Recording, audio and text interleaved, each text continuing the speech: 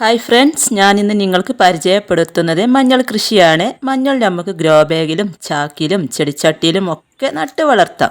ഇതിപ്പോൾ 2 മാസമായ മഞ്ഞൾ ചെടികളാണ്. മഞ്ഞൾ നമുക്ക് എളുപ്പം കൃഷി ചെയ്യാൻ പറ്റും. വളരെ എളുപ്പത്തിൽ തന്നെ കൃഷി ചെയ്തെടുക്കാം.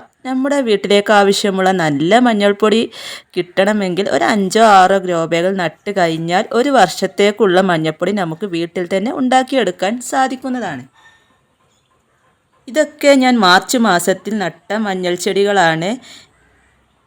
ജൈവവളങ്ങളൊക്കെ ഇട്ട് നട്ടുകൊടുത്ത മഞ്ഞൾ ചെടികളായിരുന്നു. അപ്പോൾ ഇതാ നല്ല രീതിയിൽ തന്നെ വളർന്നു വന്നിട്ടുണ്ട്. അപ്പോൾ അടുത്ത വളം കൊടുക്കേണ്ട ഒരു സമയമായിട്ടുണ്ട്. അപ്പോൾ ഞാൻ ഇതിനിപ്പോൾ ചാണകപ്പൊടി, എല്ലുപൊടി, വേപ്പിൻ പിണ്ണാക്കൊക്കെ ഇട്ട് കൊടുത്ത് നല്ല രീതിയിൽ തന്നെ മണ്ണും കൂട്ടിക്കൊടുത്ത് അതിൻ്റെ മുകളിലായിട്ട് പച്ചിലകളൊക്കെ ഇട്ട് പുതയിട്ട് കൊടുത്തിട്ടുണ്ട്. ഈ ഒരു രീതിയിൽ കൃഷി ചെയ്യുകയാണെങ്കിൽ നിങ്ങൾക്ക് ഇഷ്ടംപോലെ മഞ്ഞൾ വിളവെടുക്കാവുന്നതാണ്. വീഡിയോ ചാനലിൽ ഇട്ടിട്ടുണ്ട്.